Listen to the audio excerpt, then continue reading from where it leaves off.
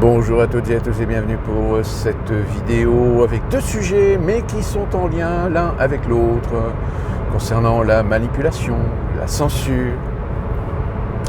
Très rapidement, vous avez peut-être entendu parler que aux États-Unis on est en train de faire remonter à la surface ce que l'on appelle les French Twitter Files. Souvenez-vous, lorsque Elon Musk a racheté Twitter pour en faire X, il avait publié ce qu'on appelle les Twitter Files. Les Twitter Files qui étaient en fait des documents qui prouvaient que non seulement Twitter, à l'époque de Dorsey étant le créateur, le fondateur de Twitter, l'entreprise avait été infiltrée par des gens qui étaient des anciens employés du FBI, enfin surtout du FBI, et qui avait un rôle de régulateur au sein de Twitter, c'est-à-dire tout simplement d'essayer d'influencer la gestion des commentaires, la gestion des algorithmes, la gestion de la modération au profit, évidemment, des démocrates, et surtout en 2020, non pas 2020, 2016, où ce qui a fait le scandale, qui a été l'amorçage un peu de la chute de Twitter dans sa censure, ça a été les tweets et les retweets de l'article du New York Post sur le fameux portable de Hunter Biden, les posts en fait avaient été supprimés. Et mieux que ça, le New York Post avait littéralement perdu, c'est-à-dire qu'ils avaient fermé le compte du New York Post, si ma mémoire est bonne. Sauf que ça s'est vu. Donc Twitter a rétro-pédalé, ils ont remis le compte du New York Post, parce qu'évidemment le New York Post a fait un article en disant voilà, très clairement, Twitter fait de la censure au profit des démocrates.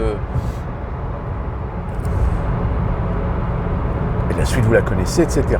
Sauf qu'à l'époque, quand Elon Musk avait publié donc, les fameux Twitter Files, il y a certaines informations qui démontraient que même en Europe, certains pays avaient fait appel à Twitter pour censurer, dont la France. Et puis bon, voilà, le sujet s'est tassé, etc. Sauf que là, allez savoir pourquoi des documents sont remontés à la surface et qui démontrent que la France, et plus particulièrement Emmanuel Macron, a fait de l'influence pour tenter, à l'époque de Twitter, à l'époque du Twitter de Dorsey, pour essayer de valoriser sa candidature en 2016,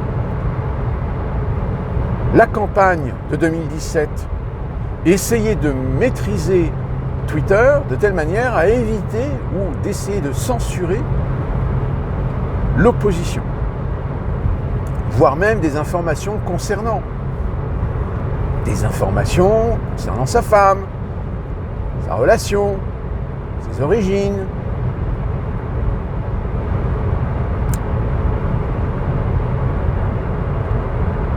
Moi je dis, pour que ça sorte aujourd'hui et que Macron y soit impliqué, il y a anguille sous roche. Et l'autre événement, c'est ce qui est aujourd'hui devenu l'affaire Cohen-Legrand. Vous savez, ces deux journalistes, l'un qui officie,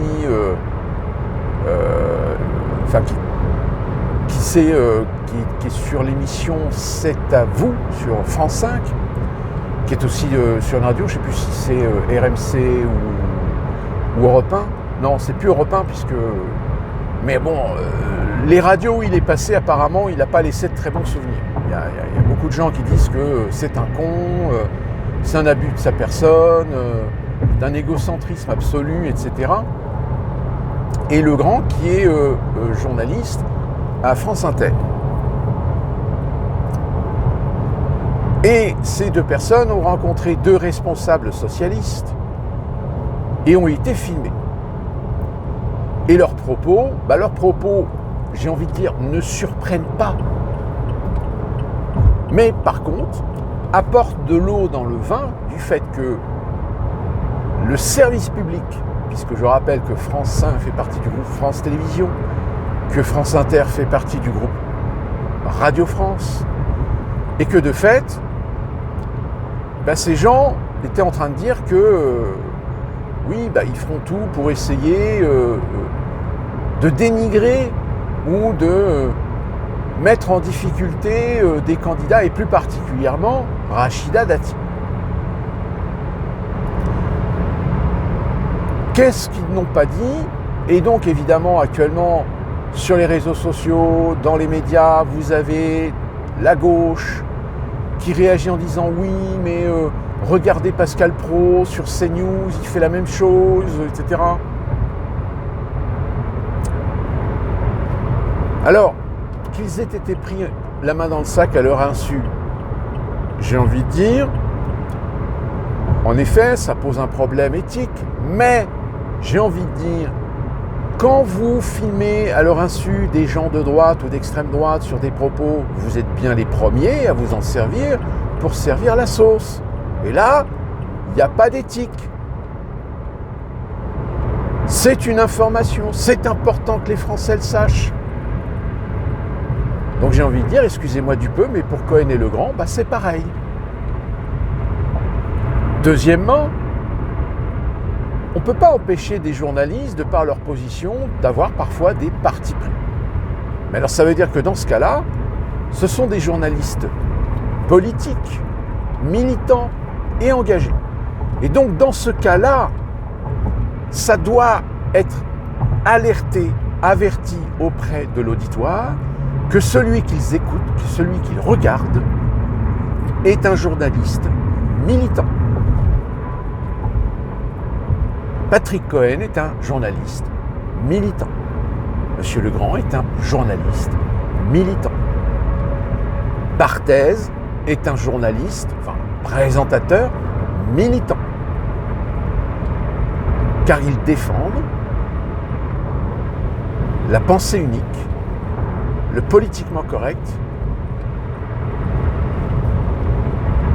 et contribuent à la manipulation et à la construction de l'opinion contre des idées, contre des sujets, contre des réalités de la société, tant sur le plan social, économique et politique. À partir du moment où il y a un parti pris, il y a un engagement, moi j'appelle ça du militantisme. Alors, évidemment, tout le monde est en train de dire oui, mais regardez sur CNews ceci, CNews cela, Pascal Praud il dit ceci, dit Pascal. Oui, sauf que Pascal Praud, il n'a jamais dit sur la chaîne qu'il allait tout faire pour entraver ou emmerder des personnalités politiques. Il commente, parfois il juge, parfois il donne son avis. Mais en rien, il exige de son auditoire ou explique aux auditeurs qu'il faut éliminer, qu'il faut tuer des gens socialement, politiquement, parce qu'on ne les aime pas.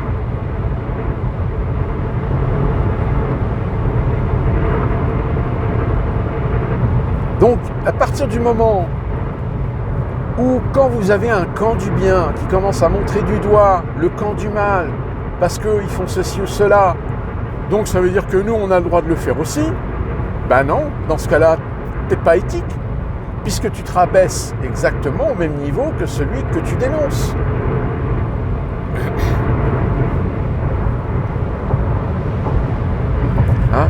Mais de toute façon, on va être très clair. Moi, les gens qui commencent à chanter qu'un journaliste doit être neutre, rappelons-nous de la charte de Munich, etc. Oui, le problème, ça c'est bien sur le papier. Et le problème, c'est que oui, il y a des journalistes qui le font. Il y a des journalistes qui sont intègres, etc. Sauf que le problème, c'est qu'un journaliste, il a besoin de travailler. Pour travailler, il faut qu'il ait de la reconnaissance. Et pour avoir de la reconnaissance, il faut qu'il soit dans les bons petits papiers de certaines rédactions. Et malheureusement, certaines rédactions sont obligatoirement politisées.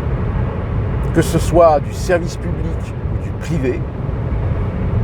Je rappelle, TF1 n'a jamais fait de documentaire ou de reportage sur le monde des téléphones portables.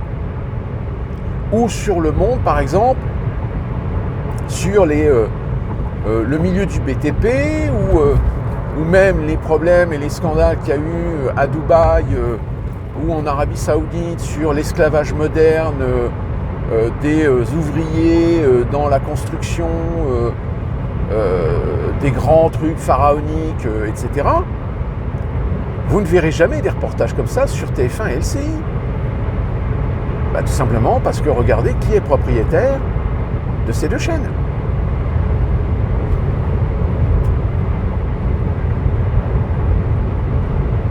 Et j'ai envie de dire, le groupe Bolloré, pareil.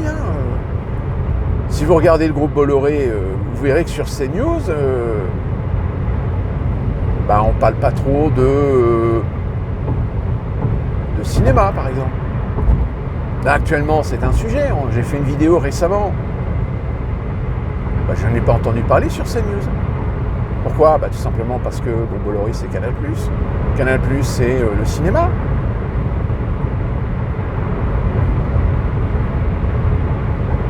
Même si le fait d'attaquer le groupe Bolloré, souvenez-vous, puisque vous voulez attaquer le groupe Bolloré, Bolloré, puisque c'est comme ça, Canal+, on va réduire les investissements à la production française. Quand tu sais que Canal+, est le numéro 1 aujourd'hui de la production et de la distribution de cinéma français,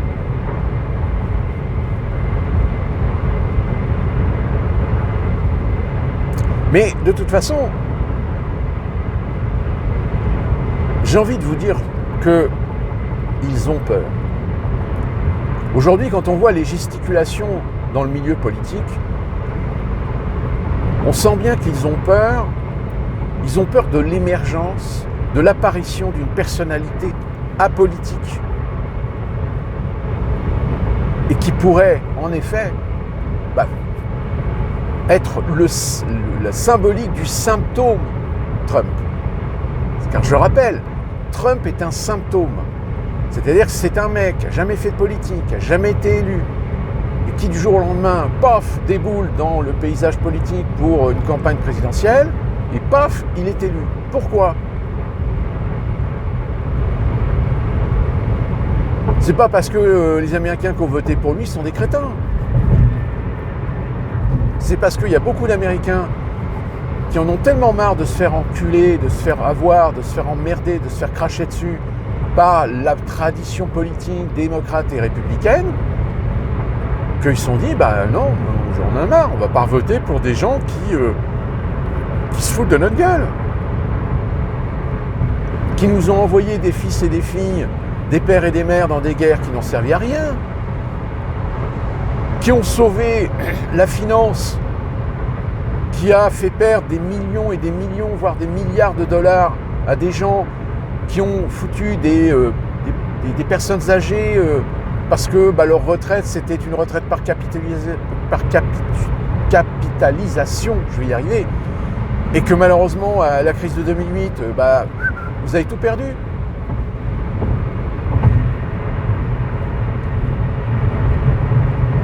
Et raison pour laquelle aujourd'hui, il n'est pas rare de voir dans des entreprises, dans des restaurants, des personnes âgées qui ont 65, 70 ans. Parce qu'elles sont bien obligées de travailler, parce qu'elles ont plus de retraite. Toute leur retraite est partie en fumée en 2008. Donc si tu veux,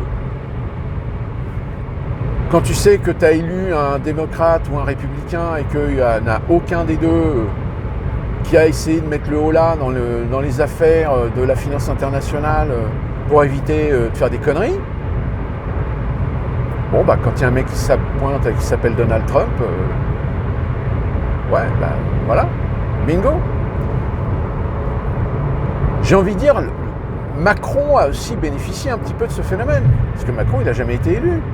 Macron, il a été propulsé en l'espace d'un an de conseiller de l'Élysée à ministre de l'économie, et paf, vas-y. Je crée un mouvement, pas un parti politique, un mouvement pour la campagne présidentielle. Donc oui, il y a des gens qui ont voté Macron en disant, voilà, c'est pas un politicien, c'est un mec qui est ni de gauche ni de droite, qui fait une politique d'ouverture, ouais, non, sauf que on a très vite compris que Macron, c'était un liquidateur. C'était pas un mec pour la France, pour les Français. Et ça, malheureusement, il y en a qui n'ont toujours pas compris, hein. On va être très clair. Donc oui, les médias, c'est pas pour rien qu'on les appelle le 7e pouvoir. Parce que forcément, aujourd'hui, même si c'est plus tellement vrai à cause d'Internet, mais il reste un élément, un outil pour essayer de forger l'opinion.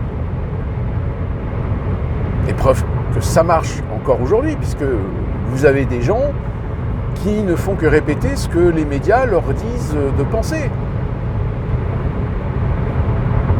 Mais quand on demande à ces gens d'expliquer, de démontrer, de développer, etc., on se rend compte que non, en fait, ils n'ont pas. Ils ont entendu, on va chercher un petit peu la corde sensible des gens, les cordes un petit peu humanistes, sensibilité, émotionnelle, pour leur vendre un produit tout fait. Sauf que les gens, quand on leur demande, mais comment il fonctionne ton produit ? Oh, je sais pas. Vous savez, c'est un peu caricatural, mais c'est un peu à l'image des Américains et de l'automobile aujourd'hui. Vous savez qu'il y a plus de 80% des Américains qui n'ouvrent jamais le capot de leur voiture. Que vous avez souvent des Américains qui prennent la voiture, qui oublient de faire des révisions et qui tombent en panne. Parfois même, ils tombent en panne d'essence. Non pas parce que la jauge ne fonctionne pas, c'est parce qu'ils ne font pas attention. Ils consomment, mais ils ne sont plus responsables. Ils sont déresponsabilisés dans leur mode de consommation.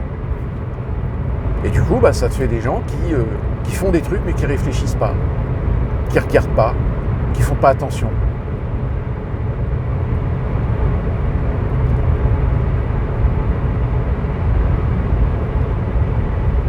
Donc cette affaire de Cohen et Legrand, comme je vous dis, c'est comme les French Twitter Files, on le savait déjà. Mais là, voilà, ça confirme. Alors Legrand a été suspendu. Cohen n'est pas viré, ni suspendu, donc il est toujours à l'antenne. Mais l'échéance, rien que l'année prochaine, les municipales, comme je vous l'ai dit, ils ont les jetons. La LFI, les socialos, les communistes, la LFI, ce qu'ils ont réussi à conquérir, l'année prochaine, peuvent peut-être le perdre. Ceci dit, j'ai envie de dire, du côté de la droite, c'est pas mieux. Parce que là, la petite guéguerre, ça y est, elle est déjà ouverte. Là, le petit Attal, on va vous le vendre.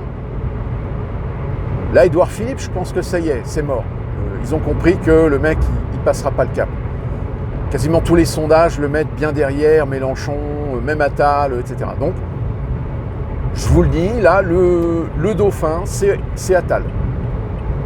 Donc, attendez-vous dès maintenant que le Attal, on va vous le vendre, mais en long, en large et en travers. Attal va subir une couverture médiatique, mais énorme, comme Macron l'a été en 2016 et 2017. On va vous le vendre, le mec. Même si vous n'en voulez pas, on va vous le vendre quand même. Parce que même de toute façon, dans les pires scénarios, Marine Le Pen, Bardella ou Mélenchon, second tour. Et ils vont tout faire pour que ça soit au moins un des trois. Et rebolote, jamais 203, on refera exactement le même scénario. Sauver la République, le pacte républicain, J'en ai rien à foutre. Hors de question que vous votiez pour ces gens-là. Donc, votez Attal. Et vous repartez pour 4 ans de destruction de la France. Déjà que vous êtes bien enfoncé, mais pas assez. Alors après, oui, on verra. On verra ce qui va se passer demain. Demain, c'est le lundi 8 octobre. On va voir ce qui va se passer mercredi, le 10 octobre. Ça sera une tendance. Mais, je vous le dis, j'irais même jusqu'à oser dire que l'année prochaine, pour les municipales, est-ce qu'ils risquent pas de tricher ?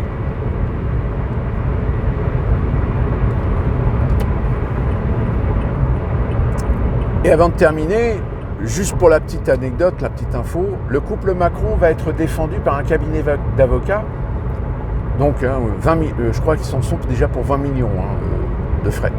Et l'avocat qui va défendre donc le couple Macron, c'est le même avocat qui avait réussi à faire condamner Fox News au profit de Dominion. Dominion, c'est cette société qui fabrique des machines à voter électroniques, parce que Fox avait dénoncé que le système n'était pas sécurisé totalement et qu'on pouvait parfaitement le corrompre pour faire de la fraude.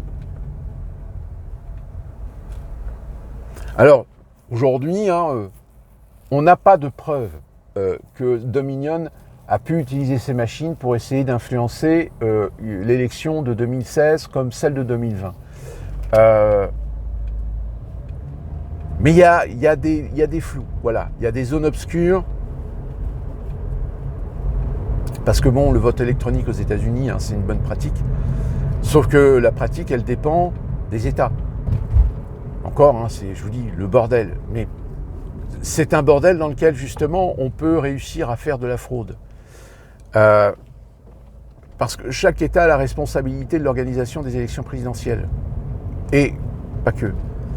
Et donc, par conséquent, c'est pour ça que vous avez des États qui continuent à fonctionner avec un vote traditionnel, c'est-à-dire un vote papier par correspondance, comme vous avez des États qui continuent à fonctionner avec le vote par correspondance, et des États qui privilégient le vote électronique.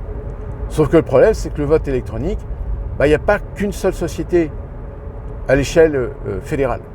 C'est-à-dire que Dominion est la société qui a la plus grosse part de marché, mais il y a d'autres sociétés qui développent des systèmes, et le problème, c'est qu'il y a incompatibilité avec les systèmes pour récolter les résultats.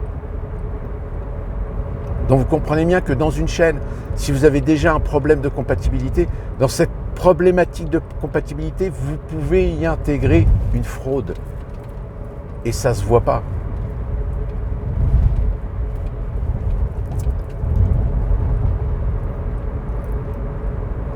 Je vous laisse méditer sur la question.